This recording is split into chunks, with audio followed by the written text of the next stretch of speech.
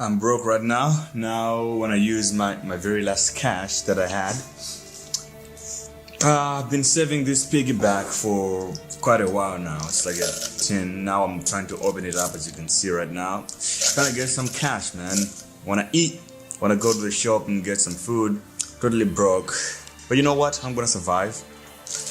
I'll be fine. I've been keeping this guy for nearly 8 months, so there should be some good stuff in here. Let's have a look. How did I go from being so poor in one of the most poorest countries on the planet to becoming a millionaire in such a small period of time? You know, there's a difference between having money or pretending to have it.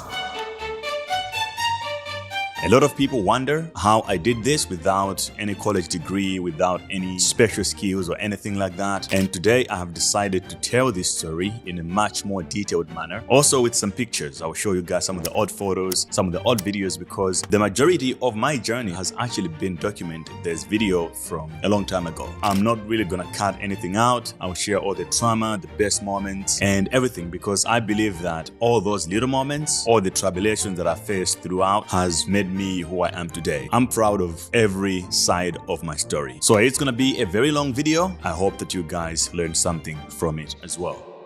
So, where did it all start?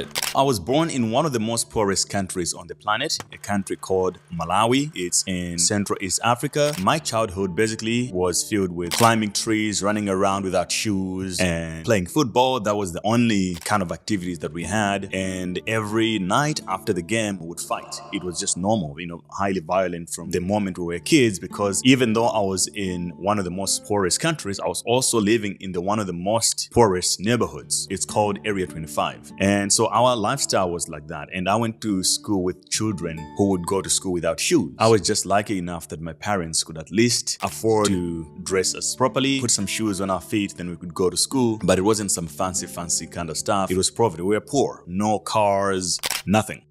Growing up around this kind of environment exposed me to a lot of things that I've seen, and I think they still have an effect on me. I saw a lot of violence, which some of it I kind of participated. Like I say, being young, there was not so much civil life in a way that people actually express themselves in much more extreme ways, like either extreme violence or extreme alcoholism. And you would see violence around families, and you would also see violence around friends. So this is something that I grew up just watching when I was young. At least I didn't have that kind of element though. In my family, we never had alcohol or physical violence or anything like that.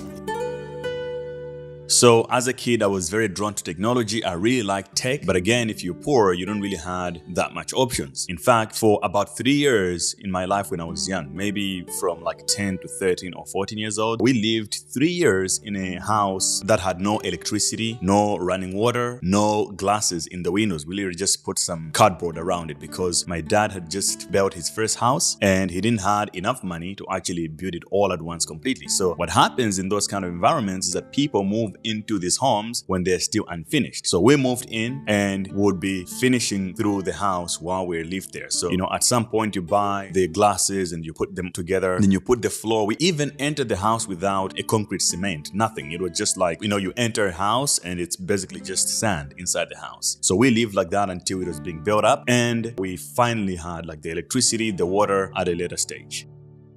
I knew the things that I wanted in my life. I wanted a computer so much. That was the number one thing that I wanted all my life. But again, we couldn't afford it. I also knew about PlayStation and video games and things like that, but we couldn't afford it. And my experience playing a PlayStation actually was through going at friends' house who were well doing, and then would play at their home. Sometimes we have to give them a little bit of money just so that they can allow us to play some video games with them.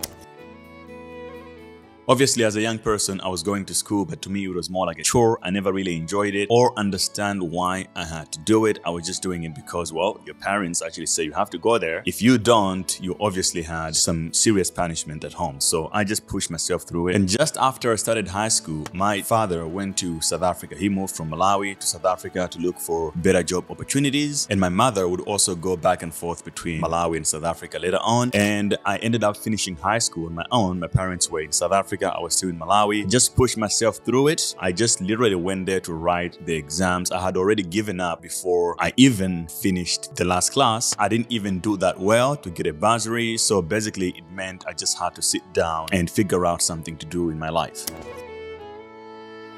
At that moment, I had already started spending most of my time with people who had computers because I was really drawn to computers. I just wanted to learn how they work. I wanted to learn whatever I could. So I used to go at studios where people made music. In the ghetto, you had people who are producers or they're learning to become a producer. They were the only guy in the hood who has the computer. So I used to spend most of my time there. And then I got into music as well. I tried to become a rapper and I shot my own music video. Yeah, rhyme sick, great, representing the streets. Let's do this, man. Yeah. This is me, no NS Genjin, no more. Raw nigga fuck with hip hop, jump the fuck. Hip hop on my shoulder, I got it like a jump with Mac Plus. Come next, that's enough. We all underground, moving to another level.